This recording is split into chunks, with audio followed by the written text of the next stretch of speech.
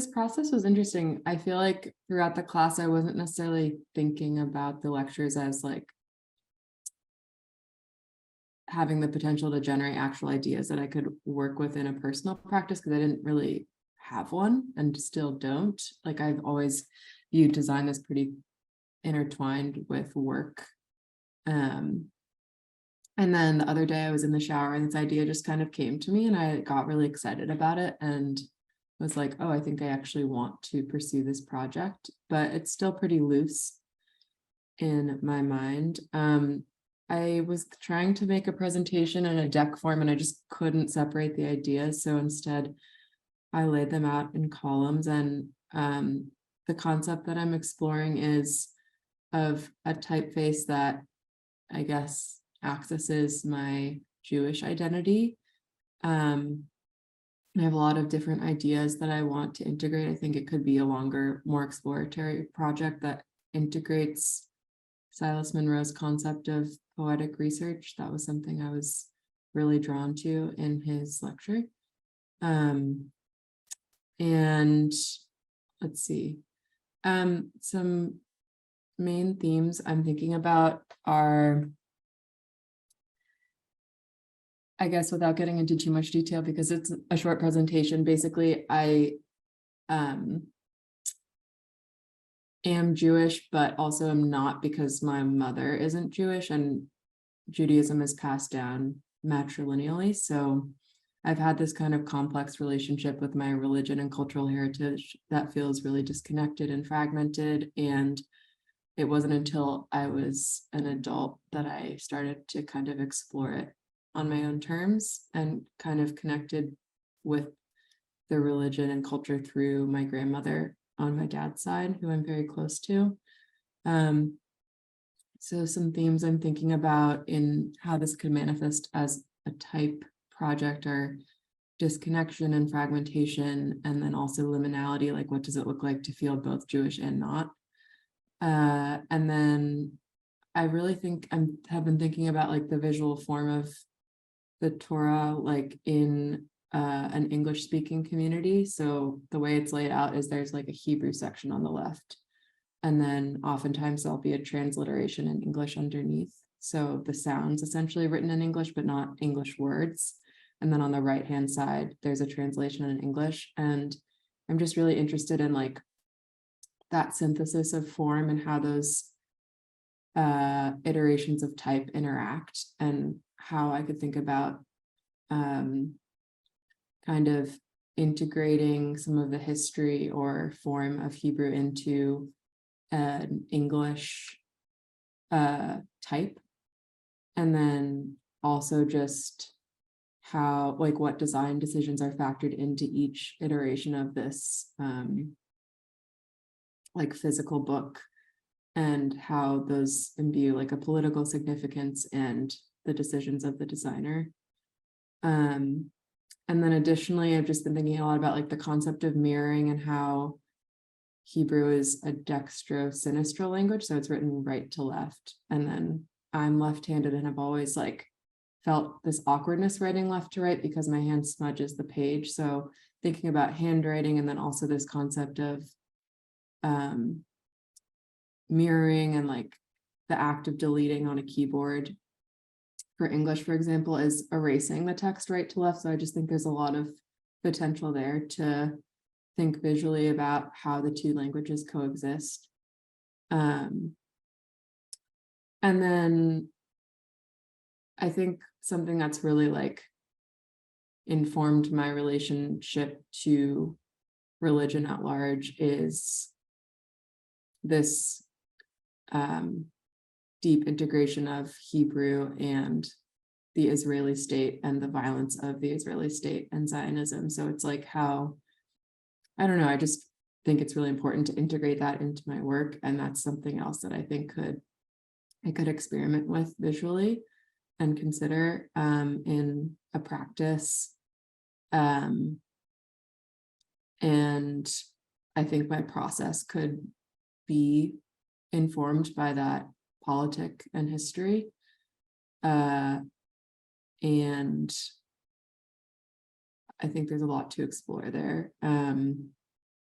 So all of these like ideas together, I think would lend themselves really well to starting with a research process and then kind of expanding this chart as I come up with more ideas and refine and reflect these concepts, reflect on them, because I think a lot of these concepts are pretty loose right now, but there's like a lot of room to explore more and spend time with like physical text and analyze it from both a like visual or typographic space and also from more of a conceptual one.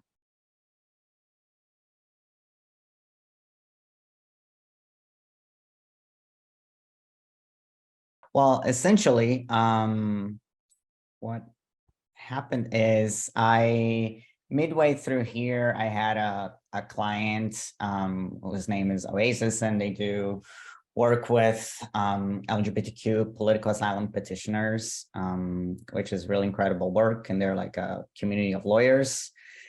And it really hit home for me because I am myself a political asylum immigrant. So it was very excited when I got the opportunity to do the project. It was kind of like a rush project. It was like for their annual report. So I wanted to pay a lot of attention to the type because I was just so blown away by the course. I think I usually do, but I wanted to do extra work.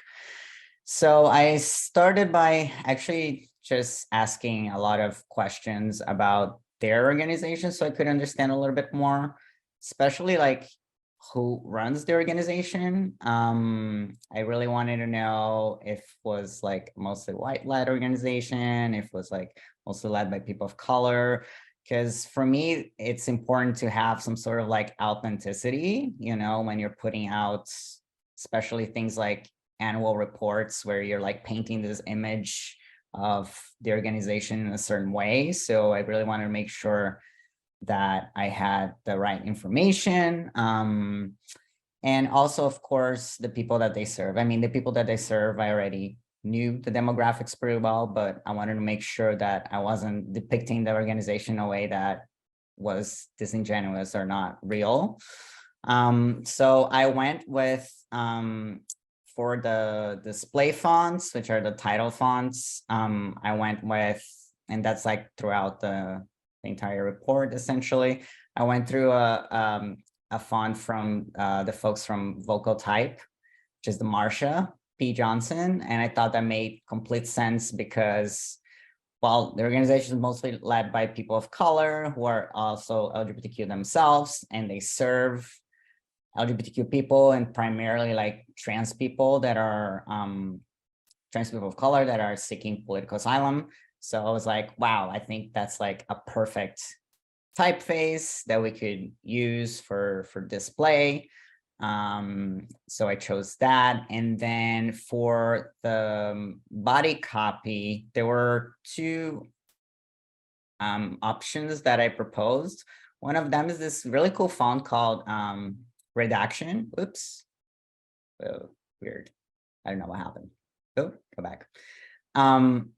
And the whole proposal of the annual report was to use a lot of like paper-like assets because essentially political asylum or immigration cases is an accumulation of paper. So I kind of like wanted to reclaim the idea of paper. And this font is about fonts that were used in legal documents that were then like photocopied multiple times. So this is why it's called like redaction, which I thought was really cool. So that was one of them. And then the other one was from this Foundry font people. They thought they were pretty cool. So I did research on their Foundry, just like see what they were about and etc. And we ended up actually going with one of their fonts that has this like type lettering kind of feel to it. It's a slab font, this one. So they kind of wanted to give it kind of like more of like a report sort of feel. So we ended up going with that, but you know, I made sure that it was a Foundry that I was like excited about. So yeah, that's essentially the, you know, two fonts that were used, and I didn't design any fonts, but it's mostly about strategy, like strategizing, kind of like doing the pre-work of like really figuring out who my client is. And like, I wouldn't want to use a Marcia font if it was like mostly led by like white people, you know, like that's not something that I would have like chosen personally. You know, like gotta do justice to Marsha P. I can't have her rolling into the grave being like my font is being misused. So yeah, for me, because I'm primarily like a graphic designer, I'm not like a typographer per se. The strategic part is one of the most important parts for me, just kind of like the intentionality behind choosing the fonts that I do, and like letting them know also like, hey, this is why I'm choosing the fonts. This is what, you know, it's tying into certain histories, and it has this meaning in this context. So yeah, I think essentially that's primarily my presentation.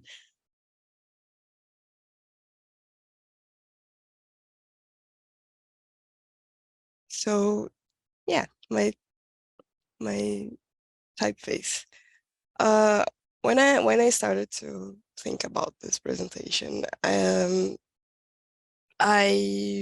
thought about a lot of the questions that I had before applying to this class, and I realized that a lot of them are still in my headspace. Of course, now I have a lot of other perspectives and how and other ways to get to those points that I am asking, that I am questioning. But this question of what does it mean to make queer and BIPOC type is something that has been with me for at least 2 years now, and it's mostly what made me and my group at my college do the graduation project that we presented. So there is this logotype.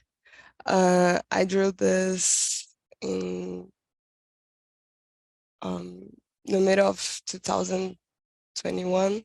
Yeah, to a college project as well, and it became the name of my graduation project.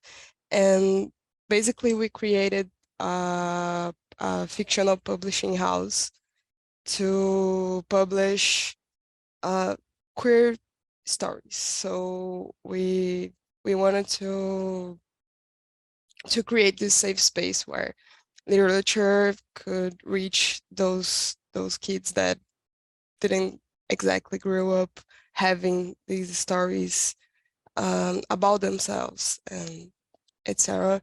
And a cool way to make books to our graduation project. And almost in every project since I begin to start to draw typefaces, I try to like insert type design in every college project. But this was so big and so exhausting that I didn't have the time and the mental health to do so. But I really kept thinking, like, I really love this group of letters. Like I said it to Schessa and in the office hour, that I believe is one of the most beautiful things that I ever drew.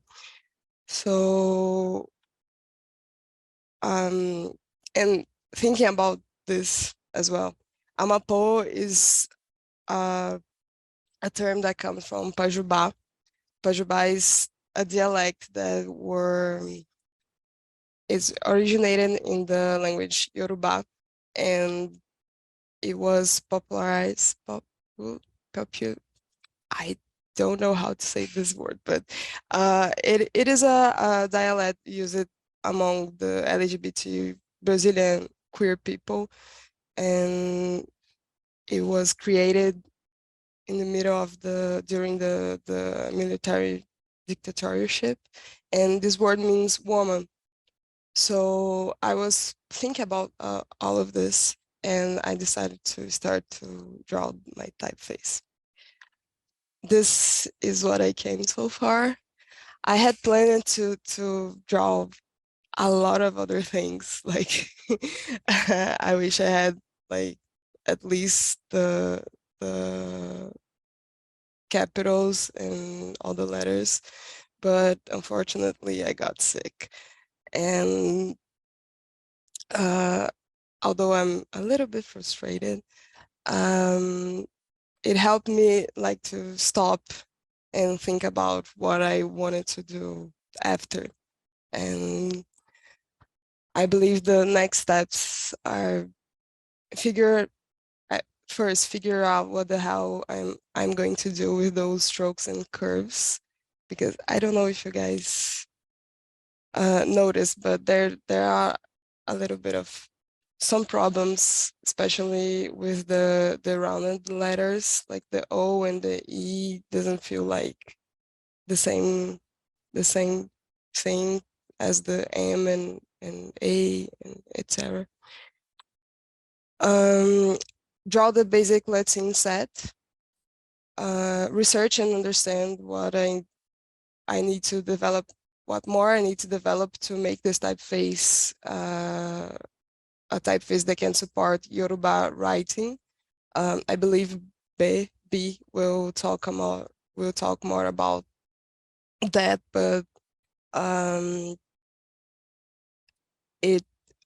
it needs a lot of other diacritics and other shapes and things, letter forms that aren't even coded to make the typeface support the Yoruba writing.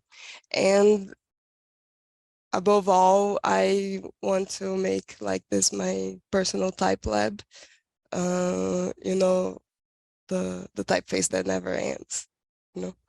And yeah, I think that's it.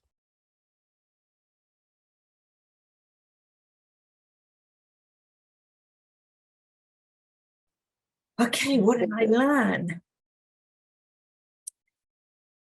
I kind of came in thinking I would learn about different cultures that were linguistically based and defined by maybe not exactly regions, but where that language is most spaced, most placed, where people will have moved out. But I was thinking in a very constrained way about what culture was. And that was like blown away in the first meeting, which was really, really good because it set the tone. And I started thinking about the relationship between culture and identity. Like, what does it mean to make a queer font? And thinking about, oh gosh, culture is so many different things. And it doesn't have to be linguistically tied. It can cut across languages. So for me, that was a major breaking down of a conceptual boundary that was really, really powerful, that will help me think about how research is commissioned, what we choose to look at even, and how we think about it. So it was really good. From the teaching practices in this group, I learned a lot about different ways of engaging people and respecting them and enabling us as a community. And that was inspiring for different aspects of research. And I also, for one of the first times in my life, did not feel bad about the fact that I don't spell well. I felt like I was given the space to use my I like to call it my power for misspelling, because every now and then you misspell something, obviously unintentionally, and it is funny and it is entertaining and it does bring another perspective. So I'm very thankful for having been part of a group that enabled me to feel like that, which was really cool. Okay, so what am I going to do differently as a result? I'm going to look for across languages types of expression that are potentially valuable. So when Kate talked about her identity as a person within an environment where there's translations to texts put together in different languages, but it's all sort of stemming from being Jewish or having a Jewish influence in her environment, it's another form of identity. And I think these things are potentially really, really powerful. From the first, I can't remember the reading about white supremacy, that made me think of, okay, so how do I change my way of approaching research studies such that you have a study, it starts, we've got to deliver something on this particular date. We define the number of people who are going to participate. We define the goals of the study, and then we get it done. And it's always a rush, and it's always just in time, and it's always just. I thought I need to explore ways of engaging the team members more in the construction of what the research is. And I need to engage the research participants more. So research participants are very often, you're recruited, there's a contract, you're given an amount of money to do a certain thing, like fill in a survey or be part, and then there's a timed session where you have contact with the researcher, and then it's over and you get paid. There's this very precise structure around how research works. Well, why can't it be more like have a relationship? Why can't it be over time? Why can't the people being studied help define what is being studied? Because so a lot of really big questions for me there in terms of research and how that will change my practice and the way that the team works. Which are quite challenging and I'm quite excited about, which I think is point 3, isn't it? Codifying. I can't see it because there's your faces are all over it, but that's essentially the story. Oh yeah, I was just being able to write a poem about sign powers. That was really empowering for me. And I explored the idea of poetry as a research tool and thought it's only going to work with some people. And some people just being asked if they'd like to write a poem on it might be intimidating, overpowering. It requires. So that realizing that taught me what you should do is lay out potential tools for expression, which is what this course has essentially done. They've provided space within which we can bring our perspectives and express them in whatever way works well for us. And that's really impressive how that's worked. That's essentially it for me.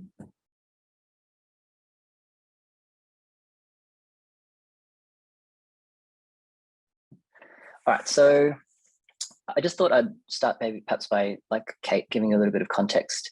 I feel like to some degree we don't really know each other that well, and I just thought it'd be nice just to give a little bit of background for me coming into the course and background for my learnings. So I kind of identify as being a father, a husband, a son, a brother. I'm cisgender. I'd say I'm white passing.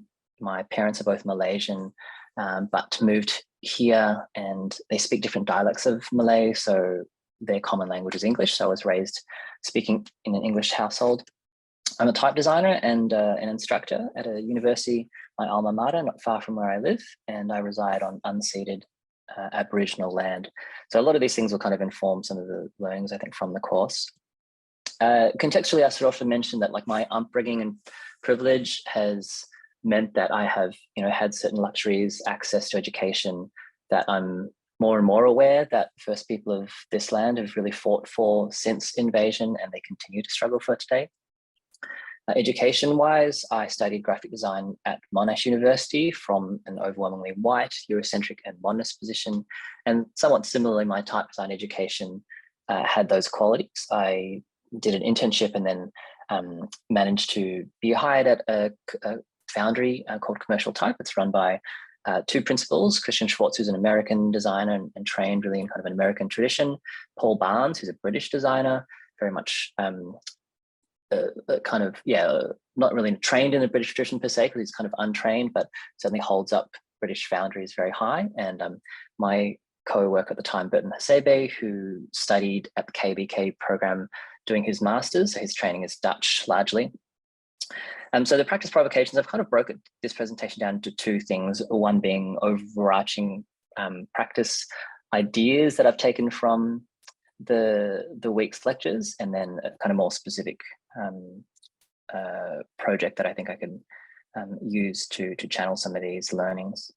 I definitely found that white supremacy culture reading again really great to bring up and really challenging. I really found it helpful, Schessa's antidotes. You kind of quickly put up on the screen. I took a sneaky screenshot, and I think in some ways these dichotomies are really something I want to work on from a practice point of view. Those ones highlighted here are the ones that I think I felt like my upbringing really prioritized and I'm constantly trying to battle against. So I think just going through these cultural kind of markers is a really important thing for me as a practice to keep coming back to. There's a couple of these that you'll see come up in the process. So growth cap, I think, is an interesting thing that I've really kind of wrestled with.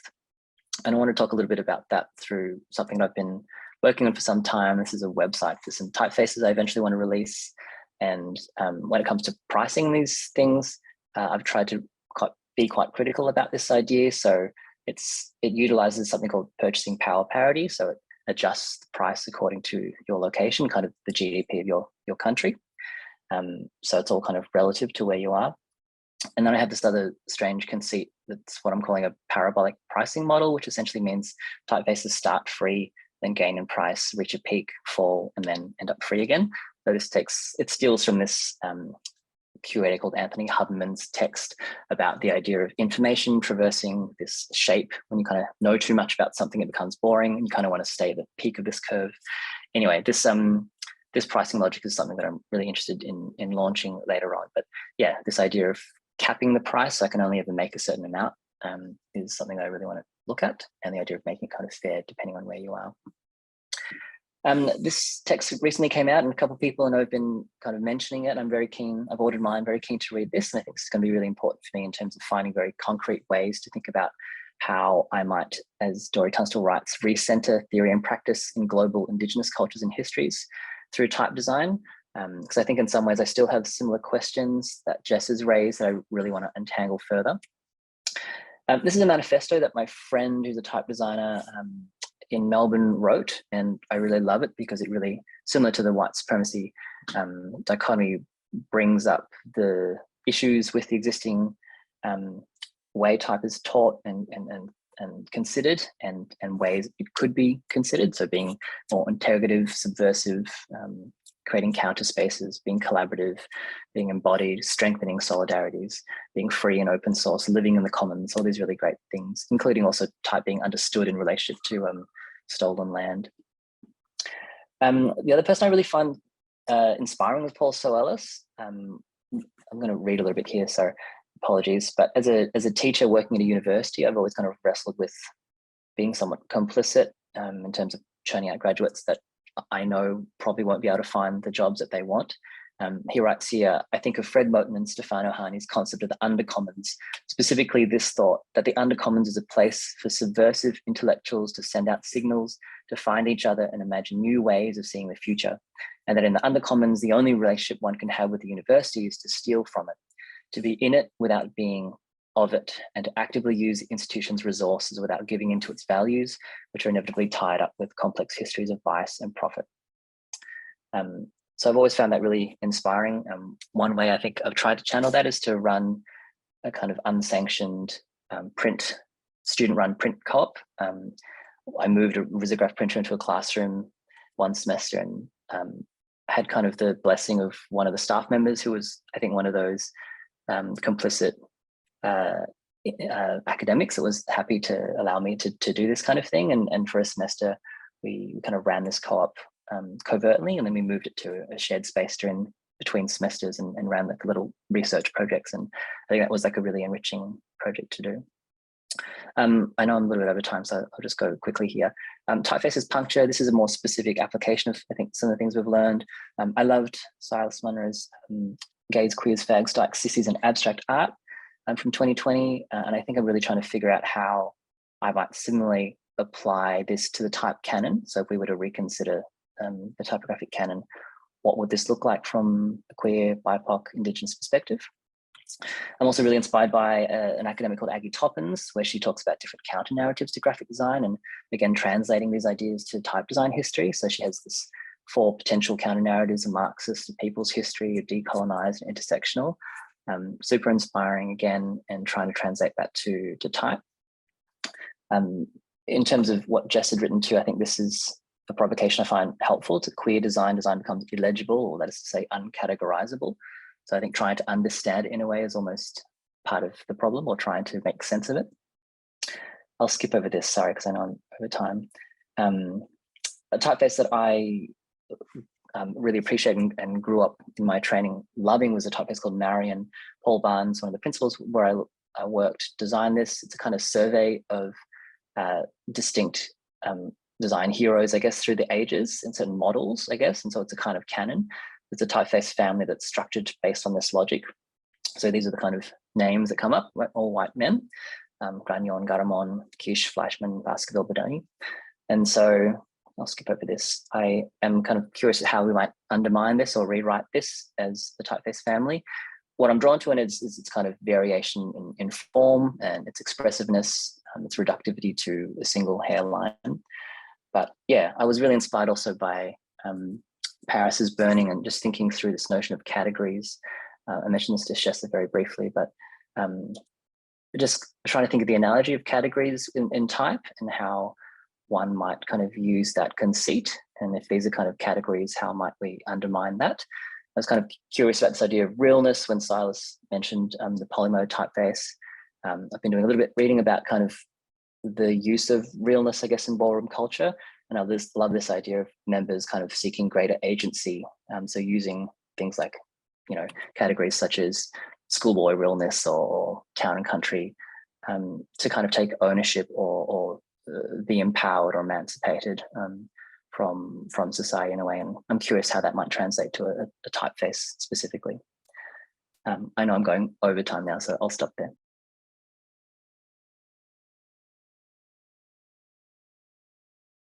So I kind of struggled this past days trying to make this presentation because I realized that it's really hard for me to speak of something that I only know how to do with my hands.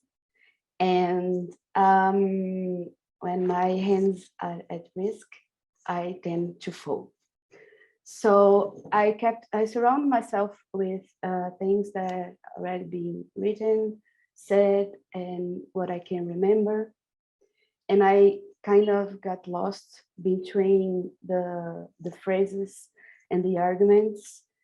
And I started to try to remember, and I got back to our first class, and I took a look at our mirror board and our community code. So, and I got this phrases that reminded me, kind of give me some way where I could go. So nothing is a mistake. There is no win and no fail. There's only love, and it's lighter than you think. And I also rewatched Rathna's presentation, and something that she said caught my attention, and the part that when started to think, what is my head, what is my heart, and what is my hand, and how these three things align in our practices. But I couldn't get a proper answer. And then I remember that I have this recurring dream that I am in my grandmother's house. This is my grandmother and my grandfather. We are picking beans at their farm.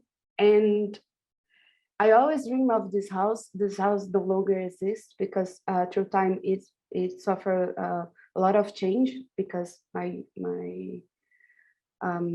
the house got divided to get a piece for my aunt, and then this house is also not a home anymore because my grandmother cannot take care of herself, and she cannot take care of the house. So but I always dream of the same house that I spent my childhood with, and surrounded by my cousins. And I remember that my grandmother was very proud of her garden, and she told me everything that I knew about plants. My grandmother is an indigenous woman, and she told me everything about teas, balms, and enchantments with plants. And she also told me how to do crochet. So, oh, sorry. And so the dream that I had, she was walking around the garden and all the plants are covered in white. And there was a presence there with a body that said to be feminine, but I couldn't see the face, but I know that is my grandmother. I can feel her presence. And she was wearing a really long white dress, and she was walking around with her arms closed on the back. And she turns to me and said, my child, you are only beginning to understand. So this, as I was thinking about this dream, I only got my more unanswered questions, like how I produce something that is valid while my surroundings are being destroyed. Like our planet is collapsing, we're hitting the Anthropocene, and how can I bring my thinking even more closer to what I do? And how can I continue the dialogue with others? So I see this course like this whole 5 weeks that we've been sharing, like a line, and the line that is a part of a larger circle, like with no beginning and no end yet. And like what you are sharing with us, Schessa, is like an entire system with shortcuts and detours that we can take, like a meeting of the unforeseen. So really the treasure is the map. Like we should just keep going, enjoying the process. And I remember that I did, this is the typeface that I made for the display type course. It's called Onidesi. And I forgot that I did the lightweight and the bold weight. So I was digging my files to see what I can share with you today. And then I found this, and yeah, but next steps are not available. This is a print of our recording. I find this amazing because I was like, oh, okay, what I'm going to do. So, but yeah, this is what I had today.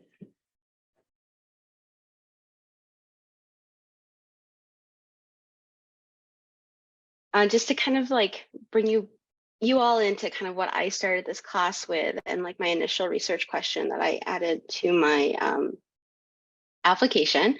So I was kind of just grappling with like, I was working with visual system or like branding systems in my certificate program.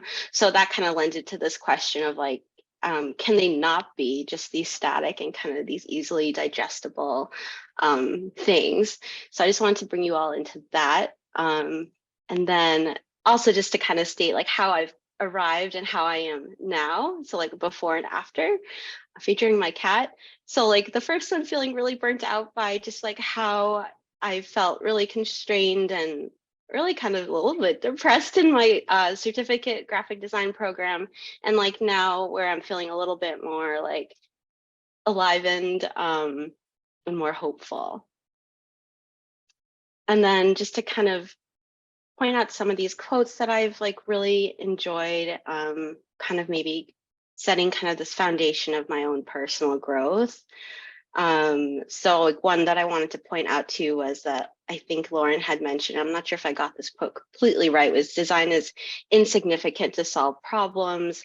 And I think for me that just felt, it kind of like, it's like, it like gave me an extra like beat to kind of be in. Whereas like before, I think I came into the certificate program feeling like this is going to just like kind of wrap up my, like not wrap my life in a bow, but that kind of like, this is going to give me some type of solution. And then having heard her say that, I think it just kind of released a little bit more of that pressure that was kind of building up and the claustrophobic feelings that I was feeling in my class. And then also this idea of like being in relationships and like how that is important to abolishment, but also just the idea of like decolonization and future, like the future that we want to kind of build into. So that was also really important to me. And then for my proposal, I kind of wanted to kind of break it off in two ways. So 2 pathways.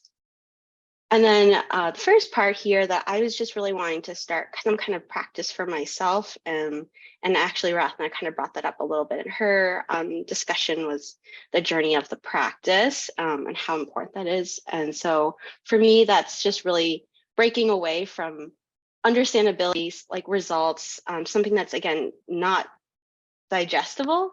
And I think hearing her say that and what we've learned allowed me to kind of feel a little bit more in that, go more in that way. And this other one was kind of new. It actually kind of came up to me last night when I was kind of putting this together, which is kind of exciting. But creating a typeface, as I said here, from like an origin story of yearning for language. So, and I can go into a little bit about that, what that means for me. So me, a little bit of the context. I'm Peruvian. I was adopted and I was raised in a white family. And just like, sorry. I'm really just curious around how I could potentially create a typeface that would allow me to kind of be in this kind of confusion. So like the yearning. And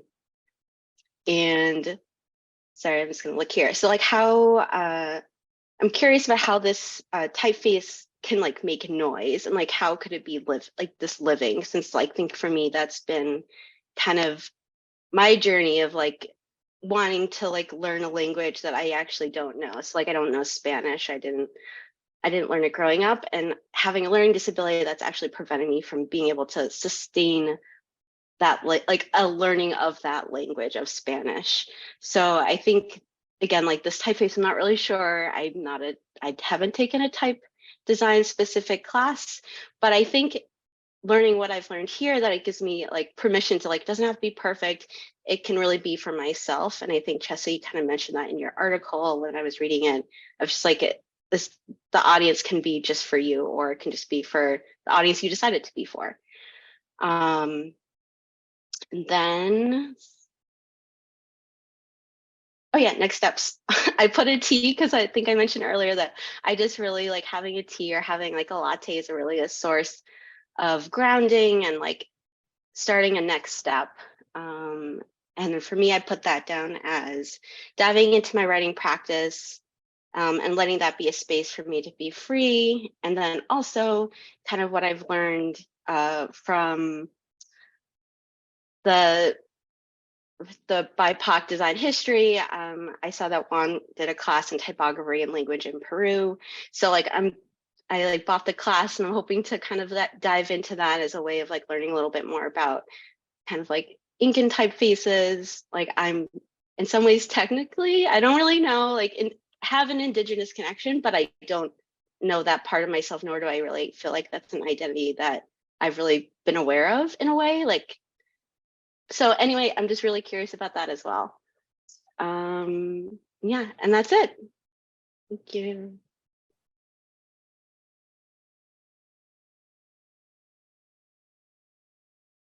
Good evening, or whatever time it is where you are.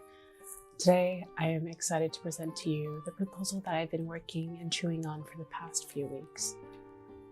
As Rathna mentioned in our past lecture, all we have is our context, and I believe it's crucial to share my context and the various perspectives that shape my view of design. My background and origins define who I am and continue to guide me throughout my design praxis.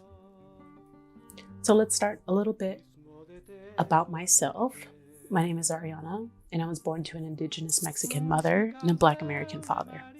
I grew up in Seattle, Washington, in the Pacific Northwest of the United States, and had my coming of age years in Tampa, Florida.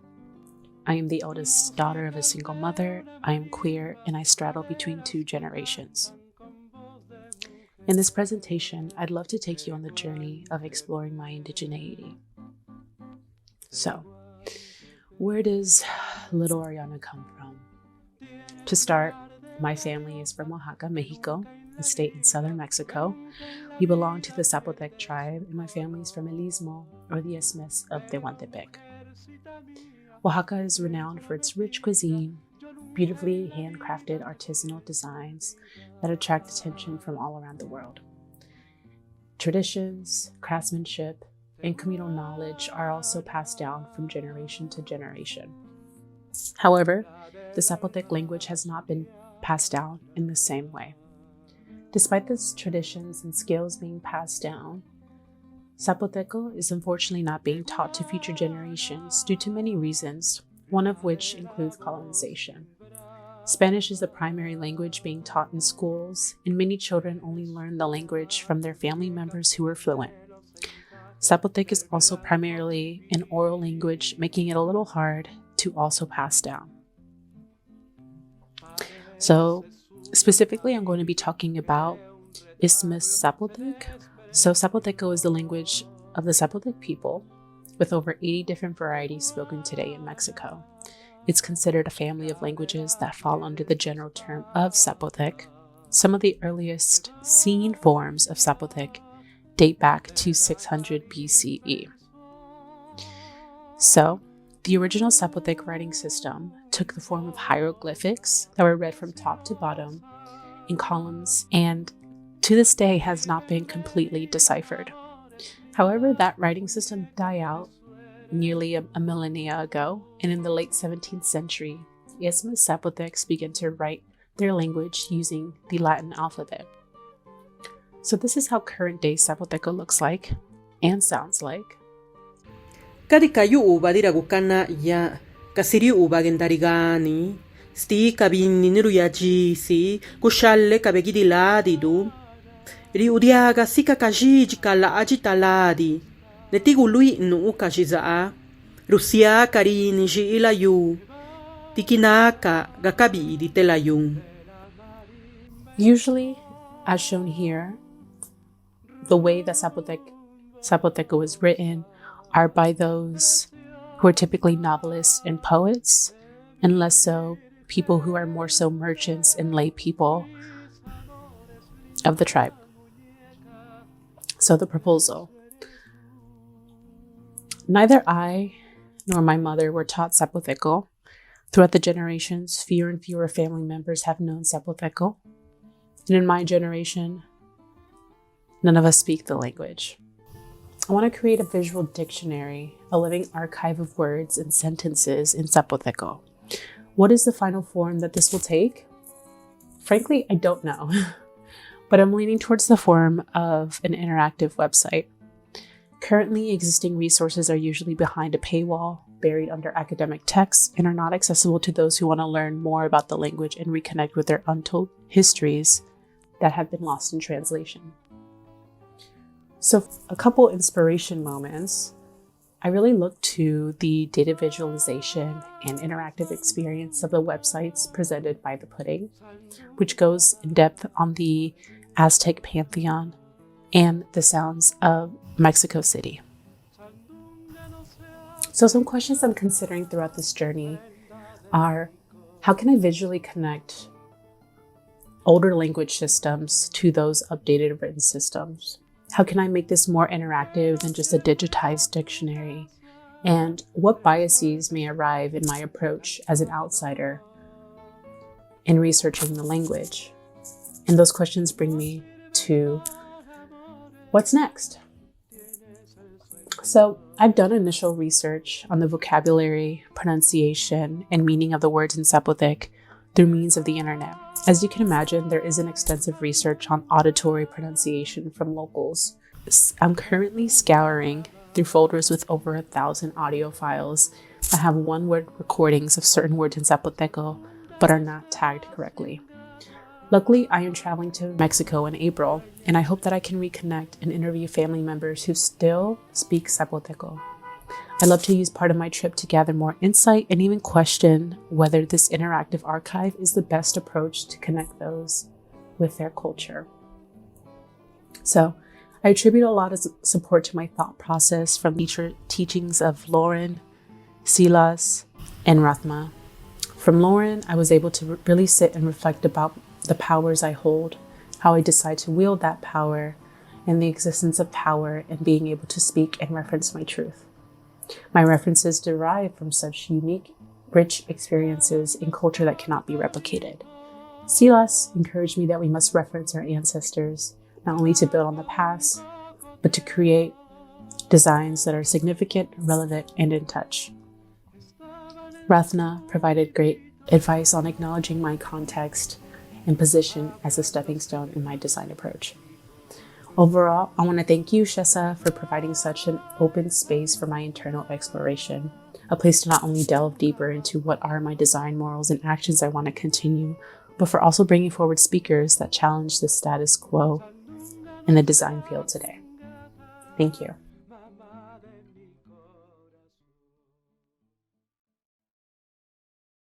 For this presentation, I journaled for the past couple of weeks. Hannah and Schessa helped me out during one of our Friday sessions when I was not certain of where to take this proposal.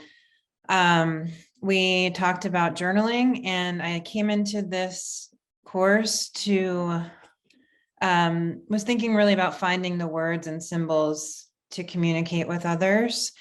And I think what's really come to the surface is that the practice I'm in is one with people. And so listening for what is being said and not said, and also listening from many different perspectives is what I've been thinking about for this during the course of this time together. This is the first reaction I had to the white supremacy reading. It is redacted, so Rafi, I was kind of in that when you pulled up that font.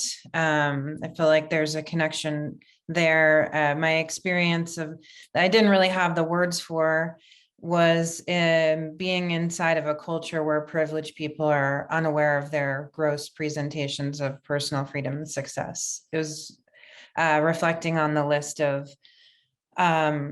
qualities of that culture was really, it just was very visceral for me, and it helped me to understand why that we've made certain choices within the practice to move away from this type of feeling. And this quote that Schessa dropped in, refusal as a weapon, was also resonating heavily with me during that, thinking about this, and that, why am I doing this? Like the design, the communication doesn't care about punctuation. The grid doesn't, like none of this is based in anything that I should be really considering when I'm doing design. And so refusing the construct and being angry about it, being all right with being like angry that I have only been focused on this perspective, was that what I was feeling there, which, sorry about that, moved into making that space that you were all talking about today, where this course has made space to think about things in a different way. And so Schessa grounding us in how can we begin to remember, and remembering the stories, and all these stories have been shared with us so openly, and that being with people and making sure that their stories are being communicated, since that is on our plate, we have to be responsible for the way in which we're communicating that.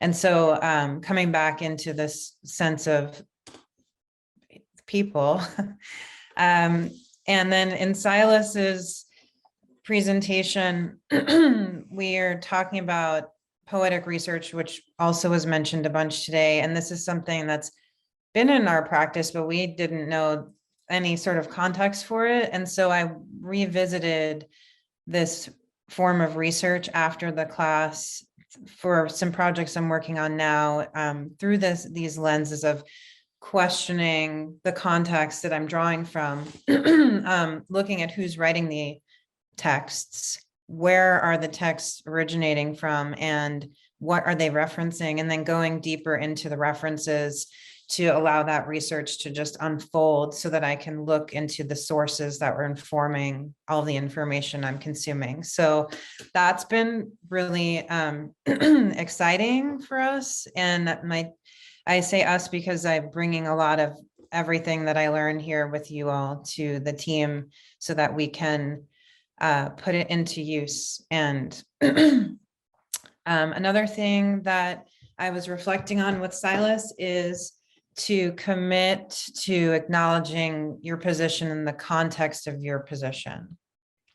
So instead of saying whatever, pausing for a few extra moments to consider what the context of what I'm going to say, how that's going to impact whomever is on the other side of this conversation and in the room observing, and being open to all of the different interpretations at once, and not feeling this overwhelm, but actually just opening to it, to allow it to flow through us in a way that is not filtered, doesn't have these filters on it.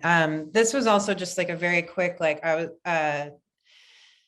I felt freed up of being on a page, a journal, of this, of that, whatever. I just was making these wherever. So I did make a chart of like, oh, this is the West versus everything. And there's just such a gross filter on everything. So again, when we can remove these filters and this duality that's being created, that is based on not much, because it's eliminating so many different facets of how people experience life. Rathna had a huge impact on my perspective in her bringing forth this idea of pluriverse. And I went through and did the exercise that was shared, which I am continuously adding to. And it's really fascinating. I have never mapped references before for personal references, and it's allowing me to see that indeed there are, even in my references, all of these points of origin and sources. And so everyone else has their own map of their own pluriverse. And that is what our role is in my work, is to be sensitive to the infinite possibility of where we might be coming from. So taking this point of view and just allowing whatever pours out, which is a lot of what happened in this journaling. And what I did recognize is a lot of what came out was similar to things that I had created prior to formal education, which is not surprising, but very emotional for me to see that the naturalistic way to communicate is through some other way of being. And so in practice, the main aspects of what I'm bringing in now and keep building on and opening to are that we all deserve to be communicated with and to in a way that is relevant to us. that I want to share this pluralistic research approach continuously so that we can all be informed by each other. And I want to continue to investigate my automatic responses, others' automatic responses, and find alternate selections to ponder. Definitely seeing a lot of automatic response in my practice.